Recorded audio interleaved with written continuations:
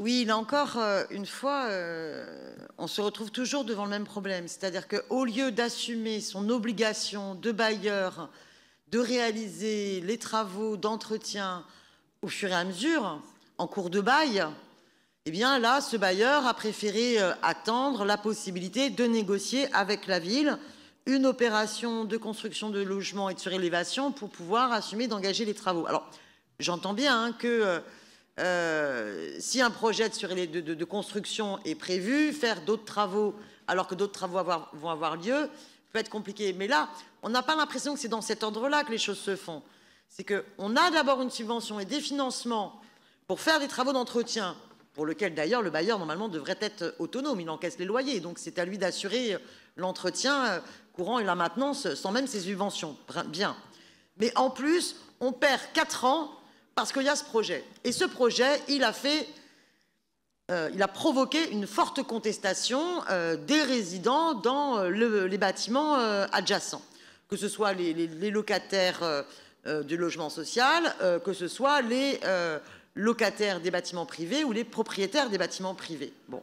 Pourquoi? Parce que le projet initial de construction et de surélévation en cœur d'îlot allait générer en fait un effet d'ombre terrible et une surdensification extrêmement problématique. Alors, on nous a expliqué d'abord en conseil d'arrondissement que tout le monde était content et que là, le projet avait été modifié. Moi, je n'avais pas pu avoir les locataires, j'étais assez sceptique, j'ai préféré m'abstenir. Grand bien m'a pris, parce que depuis, j'ai eu les locataires, et non, ils ne sont pas satisfaits. Voilà, ils ne sont pas satisfaits. Alors, néanmoins, ils sont au moins satisfaits que leur lutte, leur mobilisation ait permis d'éviter le pire.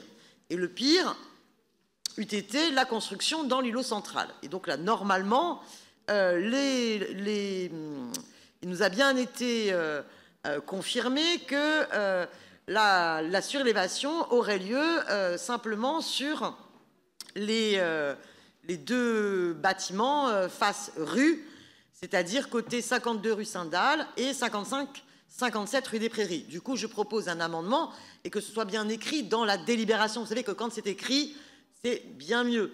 Donc je pense que là, on pourra tous se retrouver à travers cet amendement qui propose que dans l'article 1 est marqué est approuvée la réalisation 52 rue Stendhal et 55-57 rue des Prairies du programme de construction comportant 14 logements sociaux, pour qu'on voit bien à quel, après cet article 1, qu'on précise bien, dans le cadre d'un projet de surélévation limité aux 2 immeubles sur rue Stendhal et rue des Prairies. Comme ça, au moins, il n'y aura pas de confusion si on le précise bien par écrit. Donc, j'imagine que les 2 amendements peuvent être adoptés afin que les craintes soient levées. Je voudrais quand même en profiter pour vous citer un témoignage d'une riveraine qui estime que le bruit lié au simple sondage des fondations pour envisager ces travaux de surélévation ont été un véritable cauchemar pour elle, que Batigère ne gère absolument pas correctement les logements existants, voilà l'écho hein, des locataires, que ça fait presque 1 an que le plafond d'une chambre de son appartement reste cloqué et dégradé en raison d'une fuite survenue au 4e étage et qu'ils ne font strictement rien, alors enfin peut-être pas qu'ils attendent 4 ans, et que malgré ces nombreux courriels à ce bailleur, eh bien le constat fait auprès de la gardienne, enfin que toutes les démarches faites, rien n'a été résolu. Donc je vous invite donc à bien rappeler aux bailleurs Batigère, quel que soit l'avancement des futurs travaux, quand il y a des problèmes comme celui que je viens de vous rapporter, le rôle du bailleur est d'agir dessus. Et je continuerai à vous ramener les témoignages concrets des vécus des locataires. Je vous remercie. J'attends donc de savoir si les amendements seront intégrés ou pas avant de voter la délibération. Madame Simonet.